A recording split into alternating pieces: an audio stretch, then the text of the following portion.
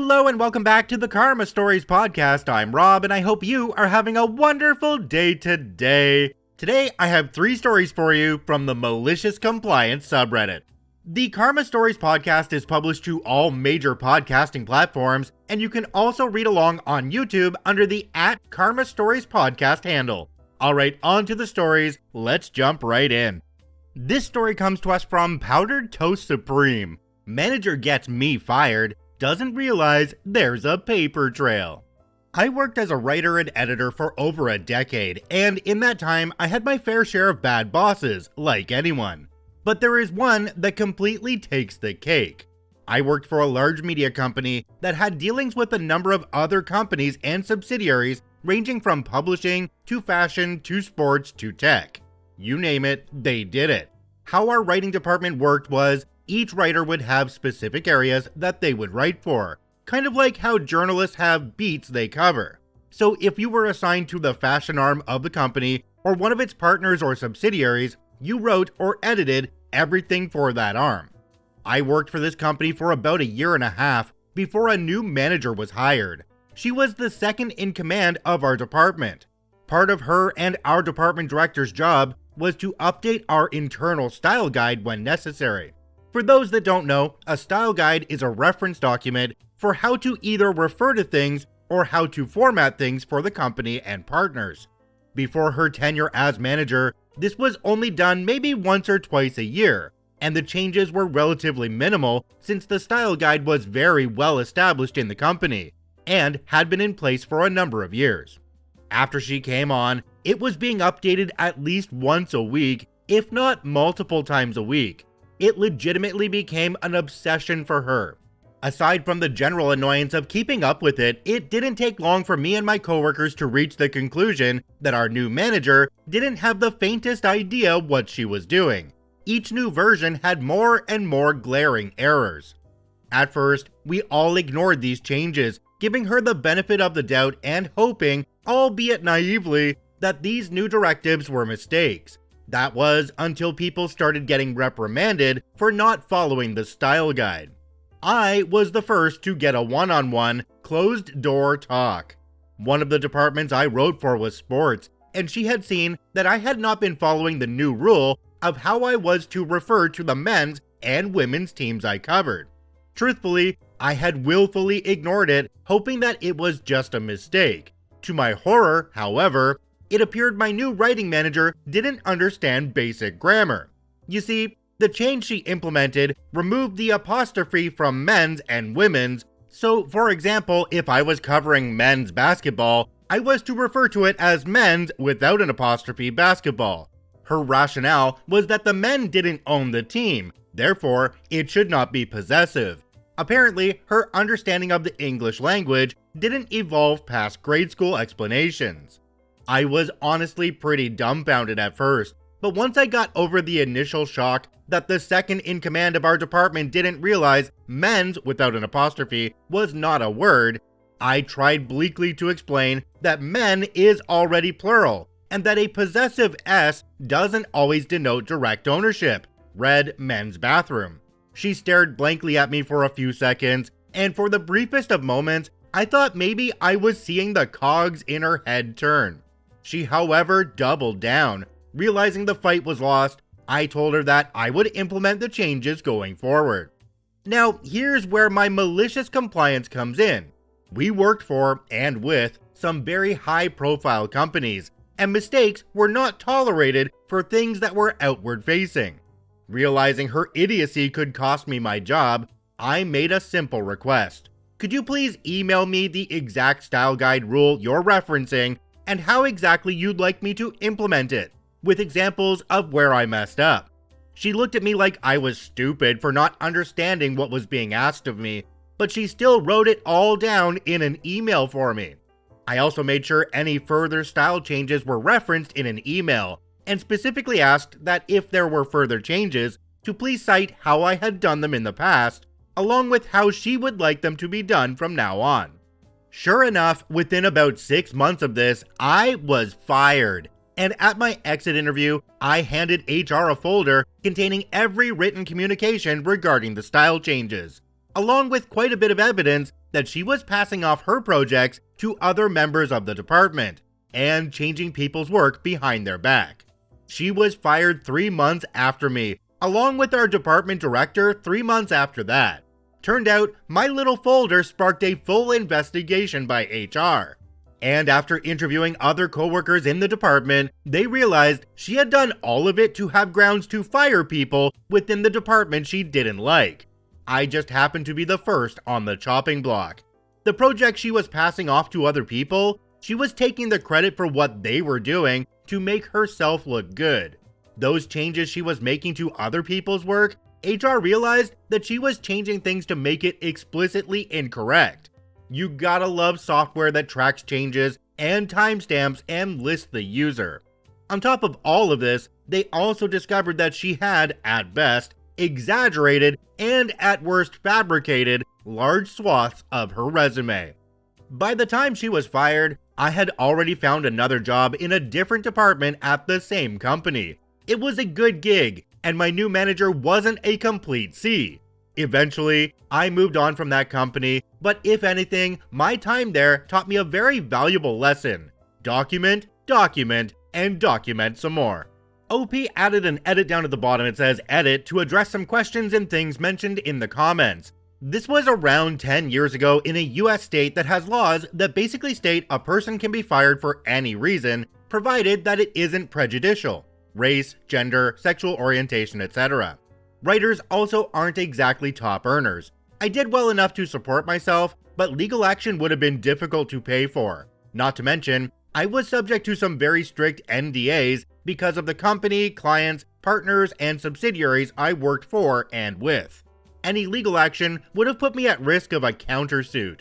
I was happy that justice was served, and I had a job elsewhere in the company with good pay until I moved on.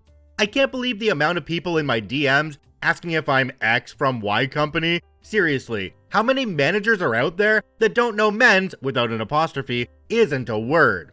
If you are trying to document bad practices at your job, your best bet is honestly your phone. In some cases, it isn't against policy to connect your work email to your phone. So screen grab the crap out of everything that is suspect to you. Do not BCC. Do not use zip, USB, or thumb drives. Basic software these days can track it and could result in your firing regardless.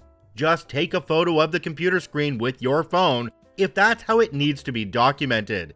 It might not be pretty and it might look boomer AF, but if you're trying to cover your butt, this is the easiest, most accessible way. Jumping down to the comment section on this one, there's one from a user called Zonte the Infernal. It says, "Well, I'm no lawyer, but that sounds a lot like wrongful termination to me." OP responded and said, "Probably was, but writers aren't pulling in the big bucks. It's why I left the profession. I did, however, get a significant, unceremonious raise 6 months after I joined that different department. Her getting fired and me getting paid a lot more than I originally signed on for was enough for me."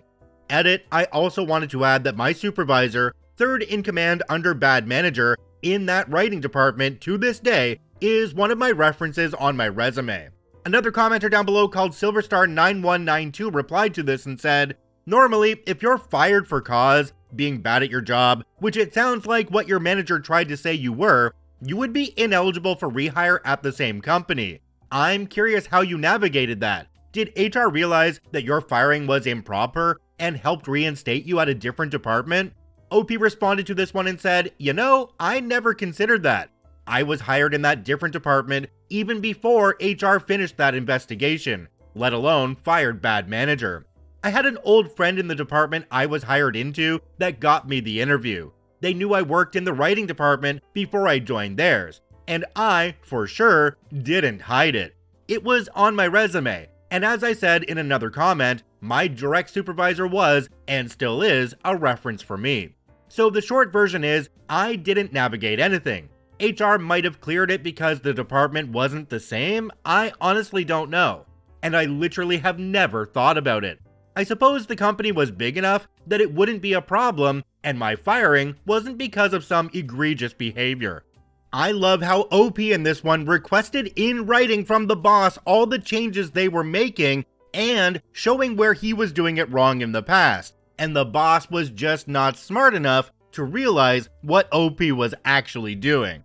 This story is the perfect example of what we say on this channel all the time: document, document, document. Get everything in writing, because you never know when you're going to need to use it.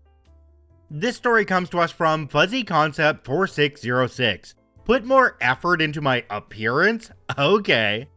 Hi, young woman of color who looks like she is in high school, but is actually in her mid-20s.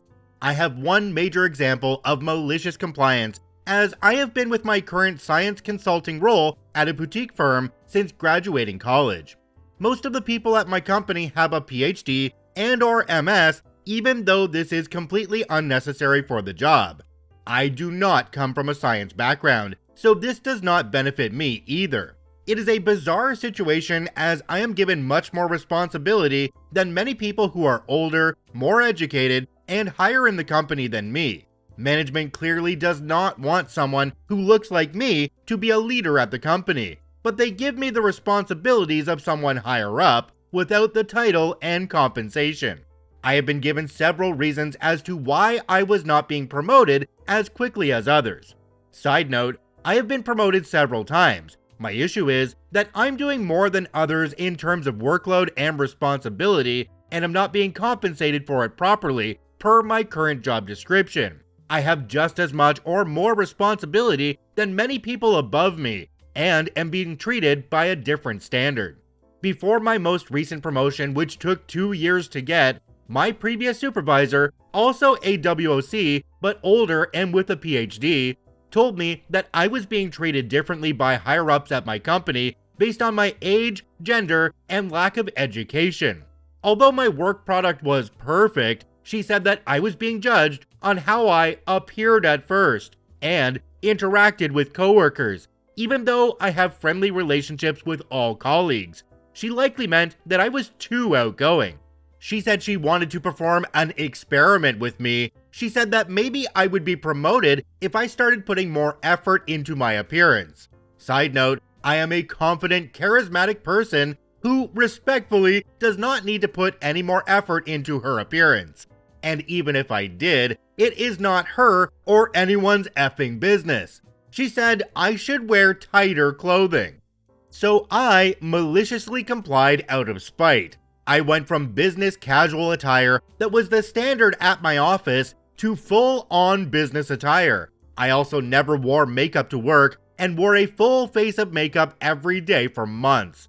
While others wore athletic t-shirts, sneakers, and hoodies, I wore dress shirts, dress pants, and pantsuits. My pastel-colored pantsuit really caught people's attention, and people would continually ask, "Are you going somewhere with a client?"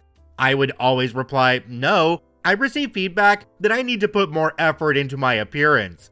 That shut everybody up real quick. My former supervisor apologized after a week and said she shouldn't have said that. I kept the act up out of malice for a few weeks after, and I got the promotion a few months later. P.S. I know this is a massive HR violation, among many others not discussed above. I do not have an in-house HR rep, and my company contracts a third party. I am afraid of retaliation, and I do not want to report anything because it will make my job worse than it already is. I know my worth and have been job searching for over a year since this occurred. I am approaching the final stages of interviews for several positions. Jumping down to the comment section on this one, there's one from a user called New Bosterone. It says, "I used to play mind games with troublesome bosses. I'd randomly show up to work in a suit and tie and disappear at lunchtime. They'd never come out and ask if I had an interview, but they always stop by to ask, 'How are things going?'" Another commenter down below called Orchestra Light said, "First of all, good for you. This is amazing and a good excuse to get dolled up, silver linings. But one thing I noticed is that high quality performers tend to be held in more scrutiny than mid or low performers. It's like management gave up on the others, and those of us that succeed get reprimanded for petty things. Things other people get away with all of the time. Your manager sucks, and you will get the job that recognizes your quality of work. From here on, do only the tasks that are in the job description of the title you currently hold. Tell them you either promote me and pay me, or I will continue to go by policy and operate only within the scope of my title. Then list the tasks that are superfluous and suggest based on job descriptions where those extra tasks are supposed to land. Cite how much more productive and high quality your work would be if you were compensated and or only got to focus on the job you agreed to do. The worst they can do is fire you, and if they try, you will go out with pew-pews blazing. It was great to hear that OP knows their worth and is searching for another job. Hopefully they find one where they will be appreciated by the upper management and have a chance to be on an upward trending path. As we learned in the first story and in the comments that I made after it, OP from this story probably could have done a little bit better and asked that person to send that to them in writing as soon as they were told to dress themselves up. Maybe then that person would have realized how ridiculous their request was. This story comes to us from Defiant Lion 8183. Send an internal approval document to external to approve? Okie doke. Disclaimers. 1. No one will be hurt by the malicious compliance following. The users involved have 20 plus years experience doing the thing, and this is a tick and flick document. 2. The document itself is a compliance document taken from a full evidence pack that should only be used in full, and only by qualified assessors. There is legislation related to this. So a few months ago, as usual, my boss finds a random bit of information that is affecting her KPIs. 30 people don't have box X ticked off because they've been in the company 20 plus years, and box X was only initiated 5 years ago. So she finds an information pack containing all the requirements to get box X ticked, pulls a single assessment page with the clear guide that it's for our team only to sign, tells me via email to get all 20 people's external leaders to sign it as evidence. I was very aware that this is not the correct way to do this. It's just the least amount of paperwork. So I did due diligence and took it sideways to the team next to us who handles stuff like this. Their leader authorizes it without thinking it through. I explain my hesitation, and another leader overhears and also says, if it's in writing, you can action it, with a sly smile. She knew what I would do. Light bulb. Cue malicious compliance. I sent the entire email chain unedited and pointed out both authorizations, attached the piece of assessment, and sent it with the list of names to all external leaders from the official shared inbox and not my own. I sent this on day 1 of my boss going on leave. I had 10 emails sent back in less than 30 minutes, refusing to sign it with a big WTF. They CC'd in all relevant people and pointed out how this breaks compliance regulations. I replied excusing myself from future speculations until a directive from on high came down. 3 days later, I start to hear rumblings from the big bosses at head office. My boss still isn't back, and they would like an urgent meeting to discuss process. Outcome? My team is now required to get approval from the document control team before any external document is sent out. I've happily stopped editing the horrendous documents Big Boss sends to me to send out. She doesn't ask for edits, grammar checks, etc. I'm simply forwarding them to document control from shared inbox with her signature still attached. They have been sending everything back, slowing the team down by days at a time per task. Since she didn't explicitly know or ask for me to edit it in the past, she didn't know I stopped. Therefore, is very Pikachu-faced why suddenly her documents are all wrong. Her KPIs are tanking. Jumping down to the comment section on this one, we have one from a user called Tarleton. It says, never, never, never fix a superior's mistake in a document after they've handed it off to be delivered and won't see it again. Not only will you be doing invisible work you'll never get credited for, you're also setting yourself up to take the blame for some future problem if it ever comes out. After all, any future error might have been introduced in your unreviewed edits. And if you want a more generous interpretation, not showing people what they're messing up means they keep making the same mistakes forever. OP responded to this one and said, yep, I was required by previous boss to make edits, so I just continued with this one. Originally didn't realize she wasn't aware that's what I was supposed to do. But she's never asked or apparently known it was a thing. Now it's not a thing, and I'll be clearer in future roles. I have to agree with the commenter that OP was doing a lot of work that would just never be noticed, extra work that they're not getting paid extra for, and that their boss doesn't even know is being done. Pretty crazy if you ask me. This is just a reminder that you need to know what your actual roles are at all times, especially when a new boss comes in. Sitting down and going, here's what I do now, what would you like me to do, is probably a really good idea. If you enjoyed daily Reddit stories, I encourage you to follow and add us to your favorites on whichever podcasting platform you enjoyed the most. Also, if you're on YouTube, make sure to hit that subscribe button and like the video. It really helps us out. I thank you for watching and listening. I hope you have a wonderful day, and we'll see you tomorrow.